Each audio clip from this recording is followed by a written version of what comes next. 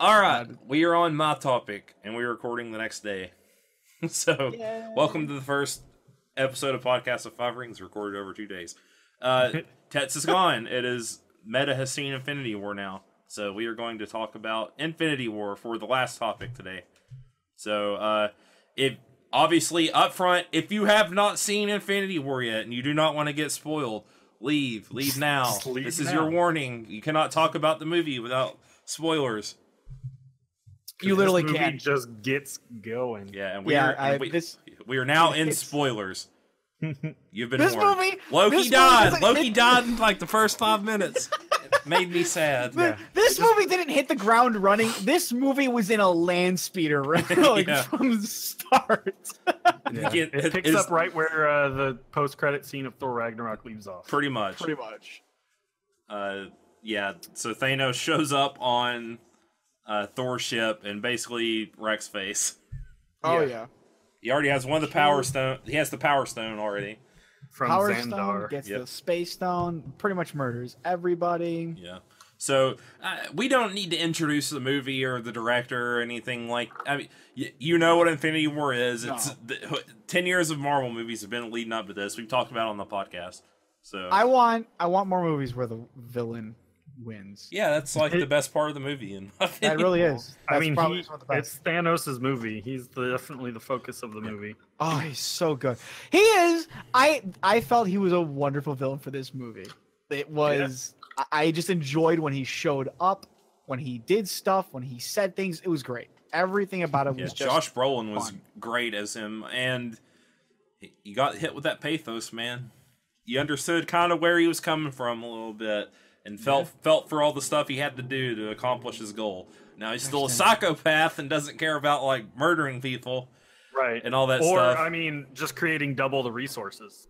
With the Infinity. I saw people talking about that. Yes. Yeah, like why not just make like double of everything? Make all the planets just grow like twice the size and just make the physics work somehow. Plus, he only He killed half the people, which is exactly how I knew this. Like, I just went into this movie expecting that to happen, because even they reference the snap from the comic books in the trailer, and it's like, well, that's definitely happening. Yeah. But people will keep reproducing. Like, we'll just get back here eventually, Thanos. You're just delaying the inevitable. You're not solving anything. You're just putting a Band-Aid on it.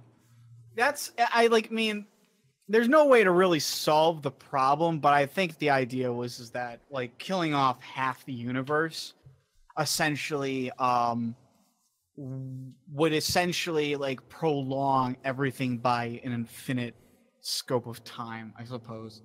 I don't know. It's really hard to justify like why not just double the resources of everything. So it's because he's and if they tied into the comic, then it will make more sense.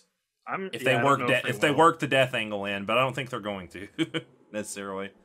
They had the perfect opportunity, and they did not. In the comic, for those who don't know, Thanos doesn't just want to he doesn't really care about resource management or like overpopulation or anything like that. He's in love with death. Of course, it's comics, and so there's an actual representation of death. Yeah, Death Sama, notice me. The Grim Reaper senpai, basically. Pretty much. He's in love with the Grim Reaper. Who's in love with Deadpool, basically. Yeah. So Thanos curses him with never being able to die at one point in comics. So he wants to impress Death in the comics. So they could work it back in, but I don't know if they will, because just like Mao said, I think there was like opportunity to hint at it more or like do stuff with it in this movie, and they just didn't. So I'm not convinced that they will. I think one of my favorite movies in this movie is when he has to go get the Soul Stone, and I like the fact that the Soul Stone actually had a sense of a self-awareness, a trial attached to it. Oh yeah, and it was the climax of the movie, because that's where Thanos has to make his big decision if he's going to kill Gamora or not, and she obviously knows. That's why she wants Peter to kill her if he's going to be captured. I think she doesn't want to believe it, but she knows like that. Well, no, she knew where it was, is why. Okay, I thought it was implying that. No, she knew how. No, she knew where she had the map. or had seen the map. Okay. Yep. Then ignore So me. she I don't understand, like she could have doubled down on that lie too, because you were like, he's like, I destroyed the map. And he's like, well, yeah, I destroyed the map. I didn't look at it. You could have just doubled down on the lie. He's like, I'm sorry, but like I literally don't know. I destroyed the map. I didn't even look at it. He probably would have kept torturing Nebula, but she was already she was basically already at the breaking point for that. Can I say something real fast? You know how many times he could have been stopped if you had just let him kill or torture the one person? Yeah. Instead of like giving in. Loki, if he had just let Thor die, would have stopped him from being able to do it. If Gamora had let her sister die, she would have been able to stop him from doing it. I mean, there's a lot of times where I'm not saying Samurai Rokugan duty might have prevented a lot of deaths. It's all about Cap's line. You can't trade one life. Exactly. Yeah, but that was obviously the hero's mentality. Yeah, the hero's mentality. But you're absolutely right, though. That is actually where it comes in. You can't trade one life for a million. It's not right. It's not fair. It's not just. Yeah, we didn't get much Cap in this movie, which I was fine with, as much as I like Cap. It did feel like a natural. I mean, there was so many people they had to work in. Exactly. Still didn't get them all. Exactly. Where's Hawkeye? Hawkeye and Ant-Man, I think they actually had like they said they're on house protection or whatever. Yeah. But yeah, like Mao was saying, we got basically like the natural progression of Thor Ragnarok. So Thor keeps getting his arc, he keeps going. We get some nice more Thor stuff, which I like because Thor is probably my favorite Marvel hero. He's come a long way. Yeah. I mean, I loved Thor 1 also. I mean, I did too, but Thor 2 was not good, but I mean, I've always liked the character of Thor. Yeah. And it was very much like Thor was one of the big players who got lots of development. Tony got some. Gamora, obviously, and of course, like Mal said earlier again, it was Thanos' movie for sure. Oh yeah. Even the end credits say Thanos will return in Avengers 4, just to let you know if you were speculating at all. It's his movie. Wait, is Avengers 4 going to be the sequel, or is it just? I thought it was Avengers: Infinity War Part 2. No, they don't have a title. They ripped that line along. They ripped that title off of that a while ago. They basically started distancing the two apart from each other. It originally was going to be Part 1 and Part 2. Yeah, I think at some point they probably changed the story around. I mean, they're still obviously going to be tied to each other, but I think they may have been even more direct sequel, or like a one story in two movies type thing. Okay. Yeah. Now I think the next one's obviously going to be like reversing what happened is going to be the big focus. Yeah. So yeah, I guess we need to talk about that next. All the people who got turned into ash and dust, zooped out, because Thanos does get all the stones, and he does. They basically killed everyone that people thought were safe. Yeah, some people have upcoming movies. Right. They're like, no way they kill all these new people. It'll be all the old people that die. No, Spider-Man's gone. Black Panther's gone. Half of the Guardians are gone. Most of them, actually. The one that was probably the most fucked up for somebody to see is the Black Panther one, by the way, because he goes over to help him and help her, and as he's doing it, he just disappears. Yeah. I'm like, that was the most fucked up one. I thought Peter's was. Yeah. Peter's is the most sad one. I think Spider-Man's is. That's what I'm talking. Peter Parker. Oh, okay. Peter Parker. Sorry, you mentioned Quill yesterday. Yeah. Sorry. Yeah, Peter Parker is definitely the one. Like, he gets the most screen time, which people are like, he probably could sense it coming because of Spider Sense, which just makes it worse. Yeah, that's what Mal and I were talking about yesterday. He's like, I don't feel so good, Mr. Stark. He's like, it's probably Spider Sense. Yeah, I definitely would say, like I said, I'm gonna stand by that. Peter Parker was the saddest death. Yeah. Black Panther was like the most screwed up mentality to see. I don't know. I mean, Steve seeing Bucky go is probably awful. Yeah. Considering all the work he's done for Bucky, like to protect him. Like, protect him and like save I guess that's true. I guess just watches Bucky dissolve. I think it's for me is the fact that like Bucky's like Steve, and he kind of like stares at him, and then he just vaporizes as he's walking forward, and that's really rough on him. But I guess like what it means like for me, why like Black Panther one was like the most screwed up one was because Black Panther wasn't like saying Steve and then just kind of staring wide-eyed as he faded out. Black Panther was like, here, let me help you up, and it's starting to help this person up, and then goes just disappears. That's why it's the most screwed up for me, because I'm like, gosh damn it, he's helping somebody, and then it's like, that'd be so fucked up. But he's like, oh, thanks, man, I appreciate it. Oh my god. As he just like fades out in front of you. I'm just like, Jesus. I wonder if they would have done that if they knew Black Panther was going to be such a success. I don't know. Something else Mel and I were talking about yesterday. Probably. I think this was. I think it all still would have come out the same way, because there's no way all of these people stay dead. Yeah. There's not. You can't make more money off of them if they stay dead. Yeah, right. Obviously, it's but more. All of the people that stayed alive are basically the people who kind of want to get out, and this sets up one nice last hurrah for the old timers. Yeah. So I was predicting that I think Cap dies in the next movie for good, and Tony retires. I probably one of them either or. Yeah, it'll be something like that, probably. Yeah. I don't think it's fair to Penny though to kill off Tony. Yeah, that's true. And I think Steve's arc is basically his whole everything about him screams like sacrificing himself. Exactly. I think Though it would be more of a gut punch, and I do like my gut punches. That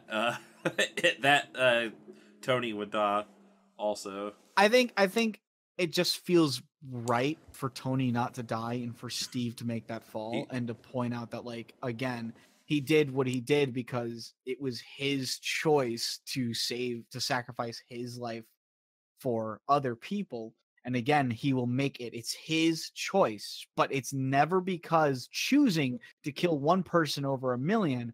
It's the hero's choice to sacrifice himself for the greater good. Yeah, it's always been played up that's totally what he'd do. That's why I'm saying it would be like a satisfying switch. It would be probably if he didn't. If that just no, that doesn't happen, because it's like ever since he jumped on the dummy grenade, it's been set up that he's the one who's willing to die for everyone else. Yeah, they could revert it and have it. Yeah, him stay alive and Tony die, because Tony's basically taken. Tony has the death flags. He was like, I'm thinking about us having a family now and stuff. And you're like, okay, death flags. I'm like, Tony, don't ever say I want to have a family. The only thing you should say is like, well, it's pretty rocky. Maybe we should see other people. That's how you know. Thank God, he's going the opposite direction. He's safe. But yeah, I mean, Tony was set up he's his journey has kind of been from selfish to less selfish, obviously. So I could even see him ending with him Well, I mean, although he already has he was willing to sacrifice himself in Avengers 1, so already kind of got that scene as well. Yeah. I think there's enough to. I mean, it's possible for either or. I think they could go either way. And they could just kill both of them. I mean, yeah. It's like, joke's on you, sad. We're going to kill two today. Everyone sad. Probably a lot of them will die, I would expect. I could see basically everyone who lived could easily just end up leaving the... Yeah, I can totally see that. Leaving the franchise for reasons or another. Yeah, I think at least Cap, Tony, and Thor will leave the franchise. As far as the team up movies go, we could get another Thor movie. I don't think we'll get another Iron Man movie. Yeah. We won't get another Captain America movie with Steve Rogers as Captain America. I don't know if there's really left anything for Thor though. I mean, he's lost everything. Yeah, he's lost everything. There's nobody connected to. Though, I mean, there were characters that from Thor. Basically, all the characters from Thor Ragnarok were conspicuously missing from the whole start of the movie. I want to know what happened to Sif. Damn it! Hey, man, we're gonna have a revolution. You want to join us? That's cool. he just shows up and helps the Guardians every once in a while or something. Who? Thor. I do. Oh. I did enjoy that the Guardians show up. Robots. Yeah, you're roboting. No. Just log in and log out. Mao and I'll keep going. Well, that sounds like you're fixed now, maybe. Nah, there he's gone. Talk again, Meta. Now I can't hear you at all. Yeah, now he's gone forever. No. Okay, there he is. Okay, yeah, you sound fine again. Sweet. All right. What were we saying? Oh, yeah, just the people. Yeah, Thor. I don't know if he'll I know he was pretty much done with Thor before Thor Ragnarok, and after that, he said he would be on board for more. So yeah, that's why I was going either way. That was where I was coming from, basically, because he's like, as long as I get to do more movies like Thor Ragnarok, I wouldn't mind keeping to play Thor. But if I have to do like another Thor Dark World, then I'm out. You think Heimdall and Loki are toast, dead forever? Yes. Yeah. Loki, it's unfortunate because I always thought to myself, like, you didn't think Loki would have like 13 more backup plans because he's the fucking god of mischief. But when they killed him off, when I saw him doing what he was doing in the beginning, I was like, they're gonna kill him off. He's gone. He's gone. For I mean, good. I think a lot of people thought he would die going in just because he had the Tesseract. That was the one death Lily was very upset by. He was like, they just killed my favorite character, and she like looks over at me. All the girls love Loki, and she looks at me. And he's like, they did not just kill him. They didn't kill him. Do you think they killed him? And I'm like, I looked over to her, dead in her eyes, and I was like, he is dead. He got strangled. I'm not sold on it yet. Him being dead permanently. We'll see. Yeah. Who knows? Because they are being a bit on the nose. Like, I think he's actually. I've seen my brother die once before. Yeah. He's probably actually dead this time. Thanos says no more revivals this time. Yeah.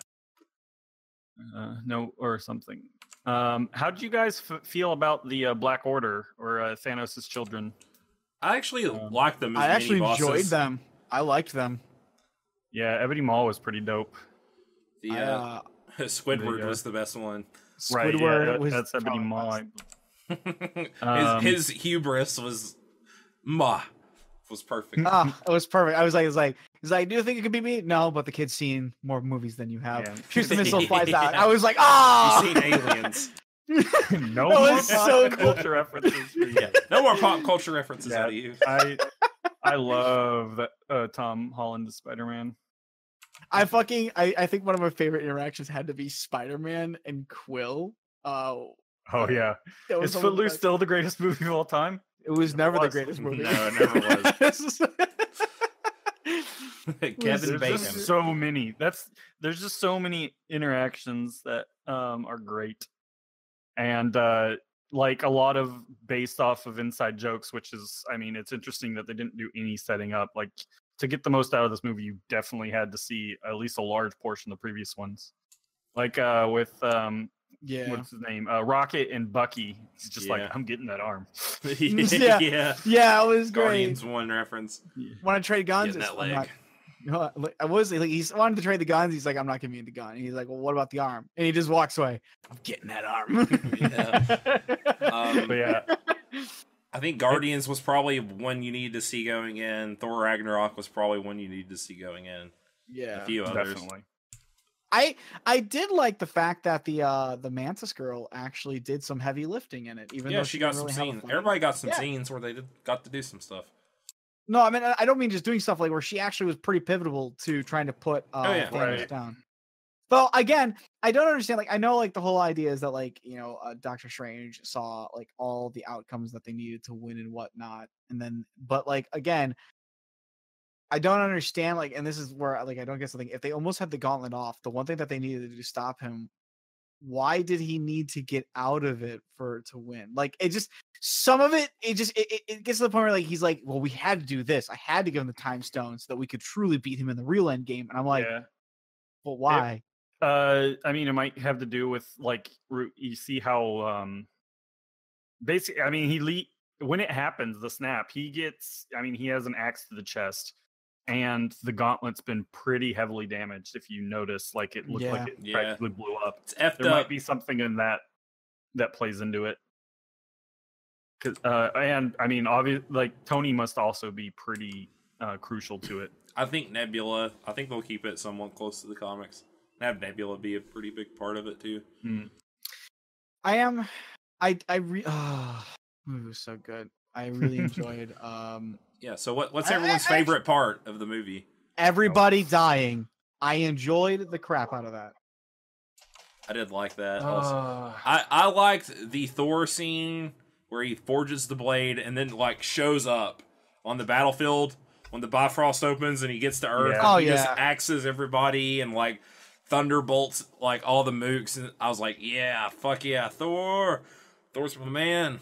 It's like my favorite. That was my favorite part. Just like I just wanted to start playing Immigrant Song right there because it's basically his theme song now. Yeah, that would have been good. It was really good. The licensing per movie's like, you know. You know what? Actually, hundreds of millions or something. One scene I will say that was really cool, hands down, was when he tossed the Stormbreaker right at the Infinity Gauntlet, and even though it has all 5 gems in it and he's firing off, it doesn't stop. Oh, 6 gems. I'm sorry. Yeah, all 6 gems firing off. It still doesn't stop the axe. I actually enjoyed the crap. I was like, holy crap! Something that could stand against it. It's great. Rainbow power versus rainbow power. It was designed to kill Thanos. Mm-hmm. Yep. Yeah, Thor's really powerful. I mean, he's really powerful in the comics too, especially with the Odin Force. Yeah. Yeah, I don't know what my favorite part was. It's hard to say. Yeah, it might be Tony and Spider-Man taking care of Maw. Yeah, that was also just also the Naruto fight. With Strange and Thanos. That was really cool. Shadow clone jutsu. Oh, Thanos! I really wish there'd been more Doctor Strange fighting, because some of the stuff that he can do is getting just, to see Strange finally go nuts is pretty awesome. Yeah. When to see him go wild and be able to like just use all the stuff that he's got. Oh, it was so satisfying because he uses magic, which they call the Mystic Force, but I'm calling it magic. I mean, Spider-Man called it magic. Yeah, so I mean, like, but he essentially can do whatever the fuck you want with it, so it's great. Magic punch, magic kick. You're embarrassing me in front of the wizards. Yeah.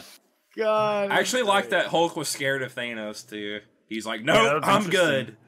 They just right off the bat have him beat the shit out of the Hulk, and the Hulk's like, "No, I'm scared. I'm not coming out."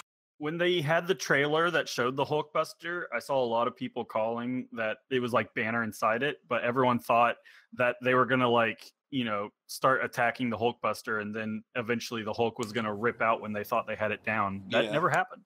Nope. It's interesting to see that the Hulk is actually scared or something. It's kind of weird to think the Hulk is scared. I think it's just his pride. I don't know if he's so much Thanos scared. just stomped him. Oh yeah, kicked his ass. Yeah, and like Hulk was like, Hulk don't understand why he not dead. He just punched the crap out of him. Yeah. Yeah, because in Ragnarok, you get to see. I mean, they show like the Hulk is somewhat vulnerable with the Fenrir fight because he bites into him and he starts bleeding. That's and true. Then you get to see just Thanos curb stomp him basically. It's a hard thing to walk away from. Yeah, we have a Hulk. Lots of good references.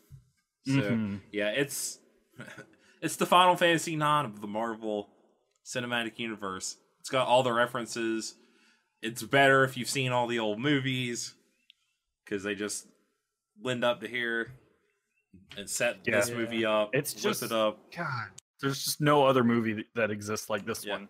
I was worried it was going to feel super bloated with all the characters. I know. I could have watched so much more of this movie. Oh yeah. I was like, when the movie ended, I was like, When the movie ended, I just wanted more. Still didn't that just didn't happen.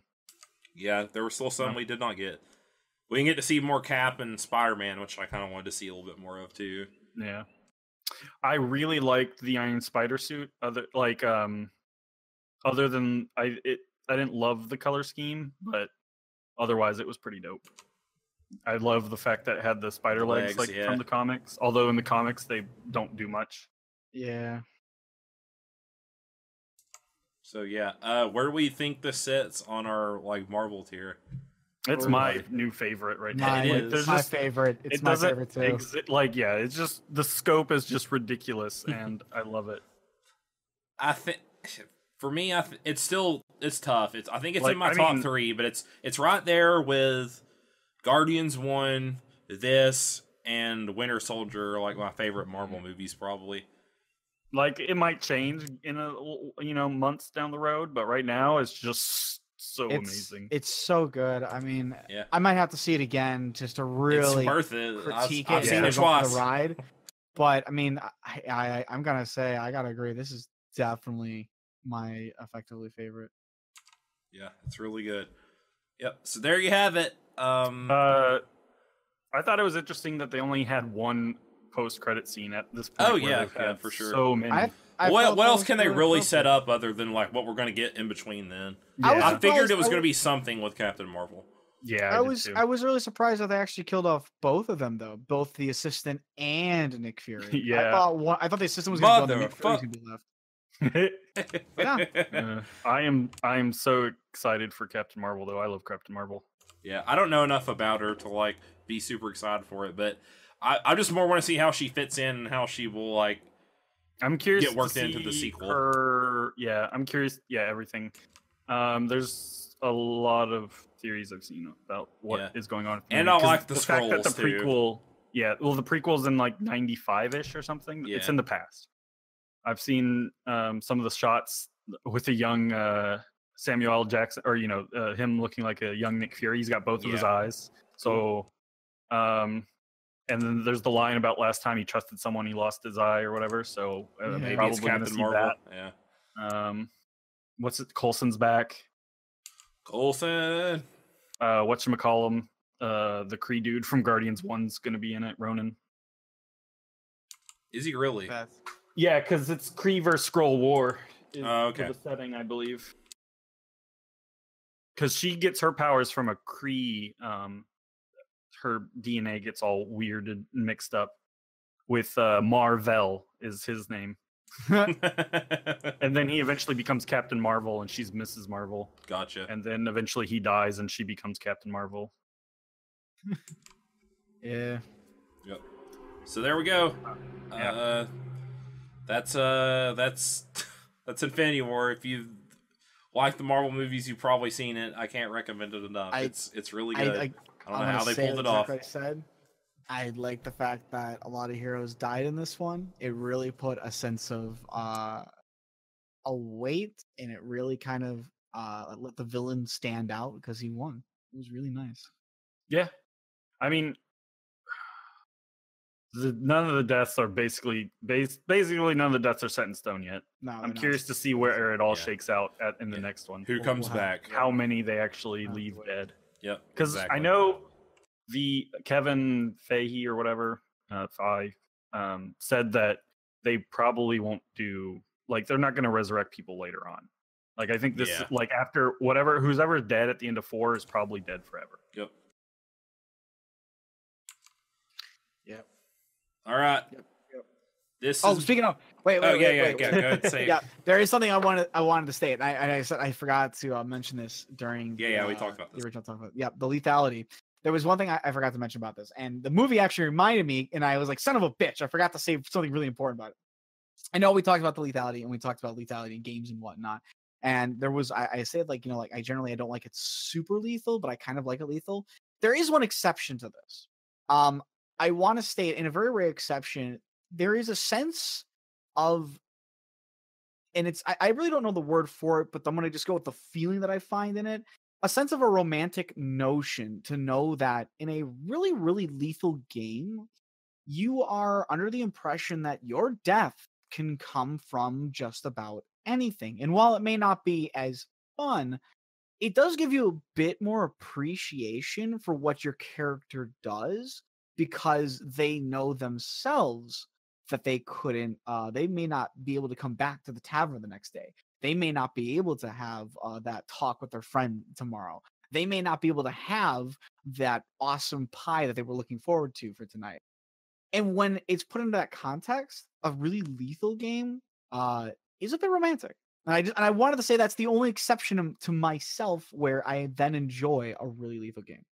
And I wanted to bring that out there because I do think that is something that should be thought about for any role player, is to always remember that your character can die in a game, and that when you're role playing them, they should be aware of this fact. Unless, of course, you're role playing that they aren't, because they're demigods or something. Yes, or something. I guess. It's always good when it has an impact, and the deaths in this movie were very impactful. Deaths in this movie definitely had an impact. If not for the watcher, definitely for the character. Yeah, just because we've been with them for so long, for many of the characters. And I mean, in some cases, it's felt like a long time. They're also using death, they're impactful deaths that you also probably know aren't going to last. Yeah. Yeah, but they're still like, wow, in the moment. Right. So, yeah. Yep. All right. This has been episode 51 of Podcast of Five Rings. Your source of light on video games, tabletop, anime, film, and tech. Each episode of Podcast of Five Rings releases Monday mornings on iTunes and SoundCloud and Talk by Topic. Day by day on YouTube with the full video releasing on Friday. Catch us on Twitter, Podcast5R, Facebook, P5R Podcast, and then we're streaming twitch.tv/PSOFlow. We'll stream again sometime, someday on the... someday. I believe you. Yeah, so we'll get to another... at the very least, we'll get to another Nuzlocke. Yeah. At some point. I've got some ideas that we'll talk about Sunday, too, that I was thinking about today earlier. So, but we're on twitch.tv/podcast of 5 or podcast of 5 rings. My bad. So, all right. Until next time, we're recording monthly modules this weekend. It will be Mecha vs. Kaiju Part 2. Because people seem to enjoy that one that we played, and I had fun playing it. So, I love having my mechs and killing the kaijus and stuff. So we'll get more of that. So look forward to that, and we will be back next week talking about Infinity War again.